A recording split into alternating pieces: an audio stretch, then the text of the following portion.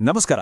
ಸಾಂಪ್ರದಾಯಿಕ ಕೃಷಿ ಪದ್ಧತಿಗಳನ್ನು ಹವಾಮಾನ ನಿರೋಧಕ ಮತ್ತು ಅಧಿಕ ಇಳುವರಿಯ ವ್ಯವಸ್ಥೆಗಳಾಗಿ ಹೇಗೆ ಬದಲಾಯಿಸಬಹುದು ಅನ್ನೋದರ ಬಗ್ಗೆ ನಮ್ಮ ಈ ವಿಶ್ಲೇಷಣೆಯಲ್ಲಿ ನೋಡೋಣ.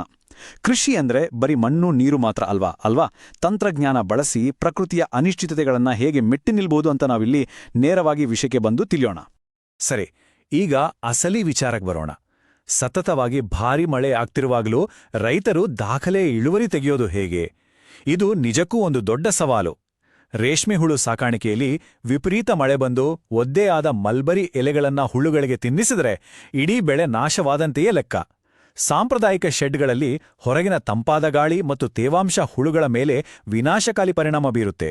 ಹಾಗಾದ್ರೆ ಈ ಪ್ರಕೃತಿಯ ಸವಾಲಿಗೆ ಪರಿಹಾರವಾದ್ರೂ ಏನು ಅನ್ನೋದನ್ನೇ ನಾವಿಲ್ಲಿ ನೋಡ್ಬೇಕಿದೆ. ಇದಕ್ಕೆ ಅತ್ಯುತ್ತಮ ಪರಿಹಾರವೇ ಇಸಿ ಶೆಡ್, ಅಂದ್ರೆ ಪರಿಸರ ನಿಯಂತ್ರಿತ ಶೆಡ್. ಇದೊಂದು ಸಂಪೂರ್ಣವಾಗಿ ಮುಚ್ಚಲ್ಪಟ್ಟ, ಹೊರಗಿನ ಹವಾಮಾನದ ಏರಿಳಿತಗಳಿಂದ ಸಂಪೂರ್ಣವಾಗಿ ಪ್ರತ್ಯೇಕಿಸಲ್ಪಟ್ಟ ಆಂತರಿಕ ಕೃಷಿ ಸೌಲಭ್ಯ ಅಂತ ಹೇಳ್ಬೋದು. ಇದನ್ನು ಅರ್ಥ ಮಾಡ್ಕೊಳ್ಳೋಕ್ಕೆ ರಾಣಿಪೇಟೆ ಜಿಲ್ಲೆಯ ಜಂಬುಕುನಂ ಗ್ರಾಮದ ರೈತ ಕೃಷ್ಣಮೂರ್ತಿಯವರ ಕಥೆಯನ್ನೇ ನೋಡೋಣ. ಅವರು ತಮ್ಮ ಸಾಮಾನ್ಯ ರೇಷ್ಮೆ ಶೆಡ್ಡನ್ನೇ ಅತ್ಯಾಧುನಿಕ ಹವಾಮಾನ ನಿಯಂತ್ರಿತ ಕೋಟೆಯನ್ನಾಗಿ ಹೇಗೆ ಬದಲಾಯಿಸಿದ್ರು ಅನ್ನೋದು ನಿಜಕ್ಕೂ ರೋಚಕವಾಗಿದೆ. ಮೊದಲಿಗೆ ಈ ಹಳೆ ಶೆಡ್ನ ಅಳತೆ ಎಷ್ಟಿತ್ತು ಅಂತ ನೋಡಿದ್ರೆ 72 ಅಡಿ ಉದ್ದ, 22 ಅಡಿ ಅಗಲ, ಮಧ್ಯದಲ್ಲಿ 17 ಅಡಿ ಎತ್ತರ ಇದ್ರೆ ಬದಿಗಳಲ್ಲಿ 15 ಅಡಿ ಎತ್ತರ ಇತ್ತು. ಇಷ್ಟು ಬೃಹತ್ ಜಾಗವನ್ನ ಹವಾಮಾನ ನಿಯಂತ್ರಿತ ವ್ಯವಸ್ಥೆಯಾಗಿ ಪರಿವರ್ತಿಸೋದು ಸಣ್ಣ ಮಾತೇನಲ್ಲ. ಇಡೀ ಜಾಗವನ್ನ ಮುಚ್ಚಿ ಒಳಗೆ ನಿಖರವಾದ ತಾಪಮಾನ ಕಾಯ್ದುಕೊಳ್ಳೋದು ಈ ಇಡೀ ರೂಪಾಂತರದ ಮೊದಲ ಹಾಗೂ ಬಹುಮುಖ್ಯ ಹೆಜ್ಜೆಯಾಗಿತ್ತು. ಈ ಇಸಿ ಶೆಡ್ನ ತಾಂತ್ರಿಕ ರಚನೆ ಇದೆಯಲ್ಲ, ಇದು ನಿಜಕ್ಕೂ ಅದ್ಭುತ. ಹೊರಗಿನ ಹವಾಮಾನವನ್ನ ಎದುರಿಸೋಕೆ ಮುಖ್ಯವಾಗಿ 4 ಯಾಂತ್ರಿಕ ಸ್ತಂಭಗಳಿವೆ. ಮೊದಲನೇದು ಕಂಪ್ಲೀಟ್ ಸೀಲಿಂಗ್ ಮತ್ತು ಇನ್ಸುಲೇಷನ್, ಅಂದ್ರೆ ಹೊರಗಿನ ಗಾಳಿ ಒಳಬರದಂತೆ ಭದ್ರಪಡಿಸೋದು. ಎರಡನೇದು ಸ್ವಯಂಚಾಲಿತ ಹವಾಮಾನ ನಿಯಂತ್ರಣ ವ್ಯವಸ್ಥೆಗಳು. ಮೂರನೇದು ಮೇಲ್ಭಾಗದಲ್ಲಿ ಅತ್ಯುತ್ತಮ ವಾತಾಯನ, ಅಂದ್ರೆ ವೆಂಟಿಲೇಷನ್. ಕೊನೆಯದಾಗಿ ತಂಪಾದ ಗಾಳಿಯ ಹೊಡೆತದಿಂದ ನೇರ ರಕ್ಷಣೆ. ಈ 4 ಅಂಶಗಳು ಒಟ್ಟಾಗಿ ಸೇರಿ ಹೊರಗಿನ ಎಂತಹ ಕಠಿಣ ಹವಾಮಾನವನ್ನು ಶೆಡ್ನೊಳಗೆ ಪ್ರವೇಶಿಸದಂತೆ ತಡೆಯುತ್ತವೆ. ಈಗ ಇದು ಹೇಗೆ ನಿರ್ಮಾಣವಾಯಿತು ಅಂತ ಹಂತ ಹಂತವಾಗಿ ನೋಡೋಣ. ರೈತರು ತಮ್ಮ ಕೈಯಾರೆ ಮಾಡಿದ ಈ ಸೀಲಿಂಗ್ ಪ್ರಕ್ರಿಯೆ 3 ಹಂತಗಳಲ್ಲಿದೆ. ಹಂತ 1, ಶೆಡ್ನಲ್ಲಿದ್ದ 14 ದೊಡ್ಡ ಕಿಟಕಿಗಳಲ್ಲಿ 12 ಕಿಟಕಿಗಳನ್ನು ಹಾಲೋ ಬ್ಲಾಕ್ಸ್ಗಳಿಂದ ಸಂಪೂರ್ಣವಾಗಿ ಮುಚ್ಚಿದ್ದು. ಹಂತ 2, ಚಾವಣಿಯ ಪರ್ಲಿನ್ಗಳ ಮೇಲೆ ಅಗಲವಾದ ಜಿಯೋ ಶೀಟ್ಗಳನ್ನು ಅಳವಡಿಸಿದ್ದು. ಇನ್ನು ಹಂತ 3, ಆ ಶೀಟ್ಗಳಿಗೆ 50 mm ದಪ್ಪದ ಬಬಲ್ ಫೋಮ್ ಇನ್ಸುಲೇಷನ್ ಅನ್ನ ನೇರವಾಗಿ ಅಂಟಿಸಿದ್ದು. ಇದು ಹೊರಗಿನ ವಾತಾವರಣವನ್ನ ತಡೆಯುವ ಒಂದು ಭದ್ರವಾದ ಗೋಡೆಯನ್ನೇ ಸೃಷ್ಟಿ ಮಾಡಿತು. ಇಲ್ಲಿ ಬ್ಯಾಲೆನ್ಸ್ ಅಥವಾ ಸಮತೋಲನ ಅನ್ನೋದು ಬಹಳ ಮುಖ್ಯ. ನೋಡಿ, ಸಂಪೂರ್ಣವಾಗಿ ಮುಚ್ಚಲ್ಪಟ್ಟ ಬದಿಗಳು ಹೊರಗಿನ ಗಾಳಿ ತೇವಾಂಶವನ್ನ ತಡಿತವೆ ಸರಿ, ಆದ್ರೆ ಮೇಲ್ಭಾಗದ ವೆಂಟ್ಗಳನ್ನ ಅಂದರೆ ಕಿಟಕಿಗಳನ್ನ ಬೇಕಂತಲೇ ತೆರೆದಿಡಲಾಗಿದೆ. ಯಾಕೆ ಅಂತ ಪ್ರಶ್ನೆ ಮೂಡಬಹುದು ಅಲ್ವಾ? ಒಳಗಿನ ಉಷ್ಣತೆ ಸುಲಭವಾಗಿ ಹೊರಹೋಗ್ಲಿ ಅಂತ. ಶೆಡ್ ಸಂಪೂರ್ಣ ಗಾಳಿ ಆಡದಂತಾದ್ರೆ ಒಳಗೆ ಉಸಿರುಗಟ್ಟುವ ವಾತಾವರಣ ಸೃಷ್ಟಿಯಾಗುತ್ತೆ. ಈ ಅದ್ಭುತ ಇಂಜಿನಿಯರಿಂಗ್ ಸಮತೋಲನದಿಂದಾಗಿ ರೇಷ್ಮೆ ಹುಳುಗಳಿಗೆ ಸೂಕ್ತವಾದ ವಾತಾವರಣ ಸಿಗುತ್ತೆ. ಇಲ್ಲಿ ಬಳಸಿದ ವಸ್ತುಗಳ ಲೆಕ್ಕಾಚಾರ ಕೂಡ ಅಷ್ಟೇ ನಿಖರವಾಗಿದೆ. ಚಾವಣಿಗಾಗಿ ಬರೋಬ್ಬರಿ 1700 ಚದರ ಅಡಿಯಷ್ಟು ಫೋಮ್ ಬಳಸಲಾಗಿದೆ. 900 ಚದರ ಅಡಿಯ 2 ರೋಲ್ಗಳನ್ನು ಕೊಯಂಬತ್ತೂರಿನಿಂದ ಪ್ರತಿ ಚದರ ಅಡಿಗೆ ಕೇವಲ 12 ರೂಪಾಯಿಯಂತೆ ತರಿಸಲಾಯಿತು. ಈ 50 mm ಬಬಲ್ ಫೋಮ್ ಅಂಟಿಸೋಕೆ ಅಂತಾನೆ ಫೆವಿಕಾಲ್ SR 9998 ಫೆವಿಕಾಲ್ SR 9998 ಅನ್ನೋ ವಿಶೇಷ ಅಂಟು ಬಳಸಿದ್ದಾರೆ. ಪ್ರತಿಯೊಂದು ಇಂಚನ್ನು ಗ್ಯಾಪ್ ಇಲ್ದಂತೆ ಅಂಟಿಸಿರೋದು ಇಲ್ಲಿನ ಪರ್ಫೆಕ್ಷನ್. ಈಗ ಒಳಗೆ ಅಳವಡಿಸಿರುವ ಸ್ವಯಂಚಾಲಿತ ಯಂತ್ರಾಂಶಗಳನ್ನ ನೋಡೋಣ.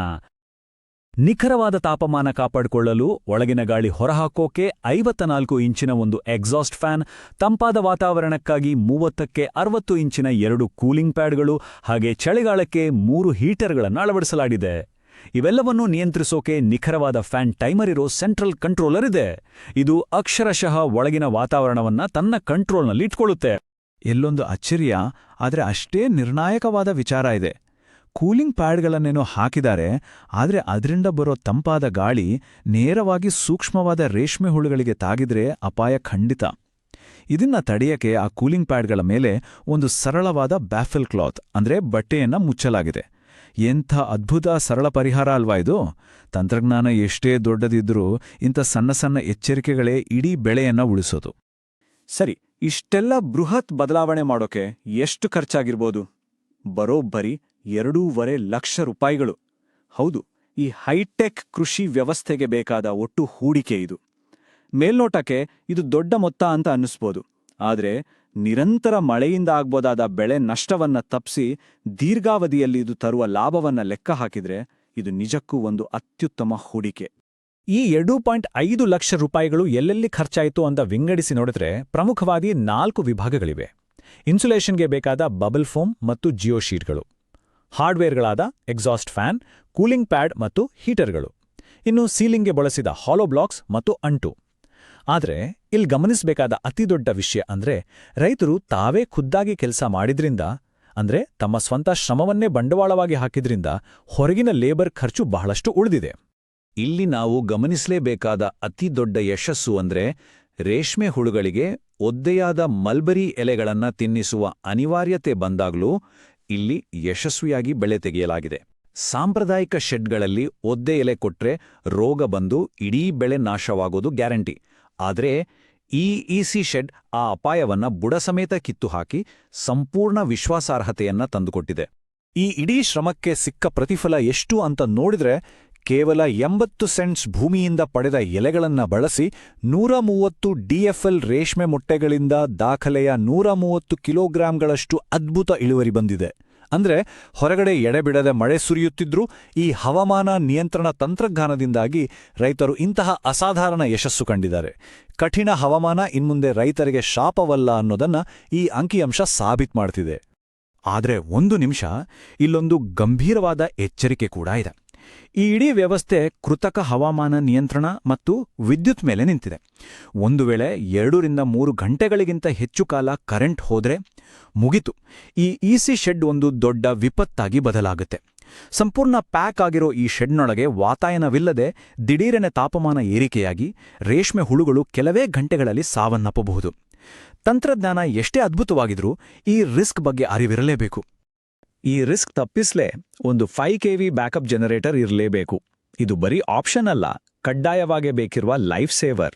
ಈ ಹೈಟೆಕ್ ಕೃಷಿ ವ್ಯವಸ್ಥೆಗೆ ಇದೊಂದು ವಿಮಾ ಪಾಲಿಸಿ ಇದ್ದಾಗೆ. ಪೋಲ್ಟ್ರಿ ಫಾರ್ಮ್ಗಳಲ್ಲಿ ದೊಡ್ಡ ಜನರೇಟರ್ಗಳು ಇರುತ್ತಲ್ವಾ, ಅದೇ ರೀತಿ ಈ ಇಸಿ ಶೆಡ್ಗೂ ನಿರಂತರ ವಿದ್ಯುತ್ ಖಚಿತಪಡಿಸಲು 5 kV ಸಾಮರ್ಥ್ಯದ ಜನರೇಟರ್ ಇರಲೇಬೇಕು. ಇದು ಬೆಳೆ ನಾಶ ಆಗದಂತೆ ತಡೆಯುವ ನಿಜವಾದ ರಕ್ಷಾ ಕವಚ. ಹಾಗಾದ್ರೆ ಕೈಗೆಟುಕುವ ದರದಲ್ಲಿ ರೈತರು ಸ್ವತಃ ನಿರ್ಮಿಸಬಹುದಾದ ಈ ಹವಾಮಾನ ನಿಯಂತ್ರಣ ತಂತ್ರಜ್ಞಾನವೇ ಹವಾಮಾನ ನಿರೋಧಕ ಕೃಷಿಯ ಭವಿಷ್ಯದ ಅಂತಿಮ ನೀಲನಕ್ಷೆಯ? ಈ ಪ್ರಶ್ನೆ ಖಂಡಿತ ನಮ್ಮೆಲ್ಲರನ್ನೂ ಯೋಚನೆಗೆ ದೂಡುತ್ತೆ. ಸಾಂಪ್ರದಾಯಿಕ ಕೃಷಿ ಮತ್ತು ಆಧುನಿಕ ಹವಾಮಾನ ತಂತ್ರಜ್ಞಾನದ ಈ ಅದ್ಭುತ ಸಂಗಮ ಮುಂದಿನ ದಿನಗಳಲ್ಲಿ ಕೃಷಿ ಕ್ಷೇತ್ರದಲ್ಲಿ ದೊಡ್ಡ ಕ್ರಾಂತಿಯನ್ನೇ ತರುವ ಸೂಚನೆ ನೀಡ್ತಿದೆ. ಪ್ರಕೃತಿಯನ್ನೇ ನೆಚ್ಚಿಕೊಳ್ಳದೆ ತಂತ್ರಜ್ಞಾನದ ಮೂಲಕ ತಮ್ಮ ಭವಿಷ್ಯವನ್ನ ತಾವೇ ರೂಪಿಸಿಕೊಳ್ಬೋದು ಅನ್ನೋದನ್ನ ಈ ವಿಶ್ಲೇಷಣೆ ಬಹಳ ಸ್ಪಷ್ಟವಾಗಿ ತೋರಿಸ್ಕೊಟ್ಟಿದೆ.